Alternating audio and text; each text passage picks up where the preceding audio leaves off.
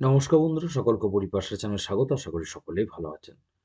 বন্ধুরা, পিএম কিষাণ যোজনায় কৃষক বন্ধুদের টাকা আর ঢুকবে না। তার জন্য করতে হবে একটা বিশেষ কাজ এবং সেটি খুব শীঘ্রই করতে হবে। তাই সকলকে আজকে বলবো যে আপনারা মোবাইল থেকে খুব সহজেই এই কাজটি কিভাবে করতে পারবেন, যার জন্য পুনরায় আপনি পিএম কিষাণ যোজনার টাকা পেতে পারবেন।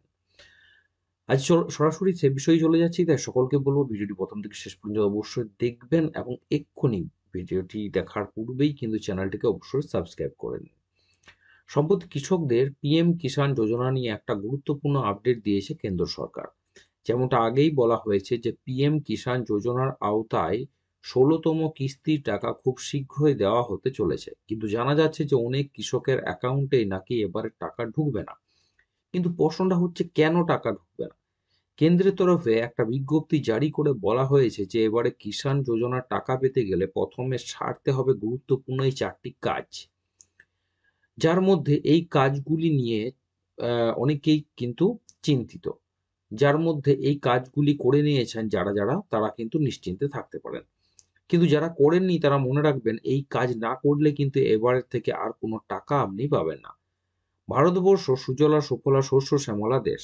রোদে পুড়ে জলে ভিজে কৃষকরা মাঠে ফসল উৎপাদন করেন।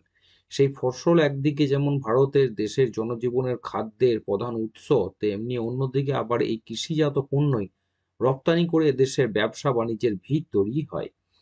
তাই কৃষি ব্যবস্থাকে এগিয়ে নিয়ে যাওয়ার জন্য এখনো পর্যন্ত কেন্দ্রীয় তথা বিভিন্ন রাজ্য সরকারের পক্ষ থেকে অনেক ধরনের প্রকল্প চালু করা হয়েছে।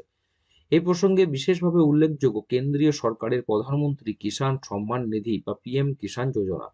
এর আওতায় নথিভুক্ত কৃষকদের বছরে ৩টি কিস্তিতে ২,০০০ টাকা করে দেওয়া হয়। এখন সর্বমোট ৬,০০০ টাকা দেওয়া হচ্ছে। কিন্তু চলতি বছর থেকে আরও একটা কিস্তি বাড়িয়ে ৮,০০০ টাকা কৃষকদের দেওয়া হবে বলে জানিয়েছিল কেন্দ্র। এখন প্রশ্ন হচ্ছে যে কবে আসবে এই ১৬তম কিস্তির টাকা?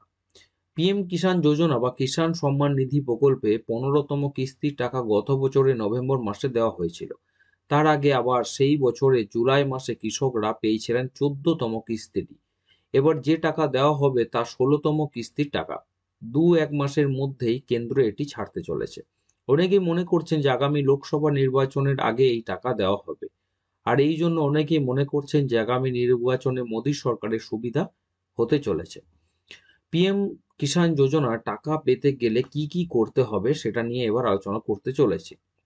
দেখুন, পিএম কিষাণ যোজনার আওতায় সুবিধা পেতে গেলে সর্বপ্রথম রেজিস্ট্রেশনটি ঠিকভাবে সম্পন্ন করতে হবে। পিএম কিষাণ যোজনা পোর্টালে ওটিপি ভিত্তিক কেওয়াইসি উপলব্ধ রয়েছে। এছাড়া বায়োমেট্রিক ভিত্তিক কেওয়াইসির জন্য নিকটতম সিএসসি কেন্দ্রগুলিতে যোগাযোগ করা যেতে পারে। কেওয়াইসি নিজের মোবাইল থেকে বাড়িতে বসেও আপনি করে নিতে পারবেন। এই জন্য প্লে স্টোর থেকে পিএম কিষাণ অ্যাপটি ডাউনলোড করে ফেস রিকগনিশনের মাধ্যমে কাজটি আপনি করতে পারবেন। কিষাণ যোজনার টাকা পেতে গেলে ব্যাংক অ্যাকাউন্টের সঙ্গে আধার লিঙ্ক থাকা আবশ্যক। যাদের এখনো অ্যাকাউন্টে আধার সংযুক্ত নেই তাদেরকে যত দ্রুত সম্ভব তা করতে হবে বলে জানিয়েছে কেন্দ্র। যাদের আধার লিঙ্ক করা রয়েছে তারা অবশ্যই ডিবিটি ডেবিট প্রকল্প অ্যাকাউন্টে সক্রিয় থাকতে হবে। পিএম কিষাণ যোজনা পোর্টালে গিয়ে নো ইয়োর স্ট্যাটাস অপশনে ক্লিক করে আধার শেয়ারিং করতে হবে।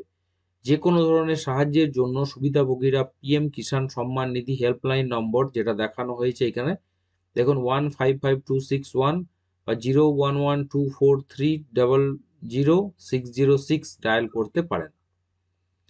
পিএম কিষাণ যোজনায় টাকা ঢুকছে কিনা চেক করবেন কিভাবে? প্রথমে আপনাকে প্রধানমন্ত্রী কিষাণ যোজনার অফিসিয়াল ওয়েবসাইট www.pmkisan.gov.in এ যেতে হবে।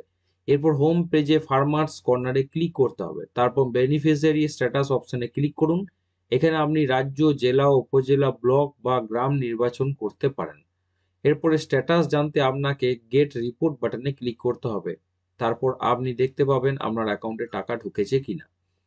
পিএম কিষাণ যোজনা বা প্রধানমন্ত্রী কিষাণ সম্মান নিধি যোজনা প্রকল্পে টাকা পেতে হলে দেশের সকল কৃষকদের উপরে উল্লিখিত সকলগুলি অক্ষরে অক্ষরে পালন করতে হবে। নইলে যদি একটাও মিস হয়ে যায় তাহলে কিন্তু কেউ আর কিষাণ সম্মান নিধি প্রকল্পের টাকা পাবেন না। আর খুব শীঘ্রই প্রকল্পে টাকা ঢোকানো শুরু হবে বলে মনে করা হচ্ছে। এই বিষয়ে আপনার কি প্রশ্ন আছে বা আপনার কোনো যদি মত থাকে অবশ্যই কমেন্ট সেকশনে মেনশন করবেন। আমি অবশ্যই উত্তর দেওয়ার চেষ্টা করব। আসছি পরে ভিডিও নিয়ে, সকলকে বলবো আরও একবার, যারা চ্যানেল নতুন চ্যানেলটা করতে অবশ্যই সাবস্ক্রাইব করবেন, শেয়ার করতে ভুলবেন না, নোটিফিকেশন বেলটি অন করে রাখুন, ভিডিওটি অবশ্যই একটা লাইক করুন। সকলে ভালো থাকবেন, সুস্থ থাকবেন।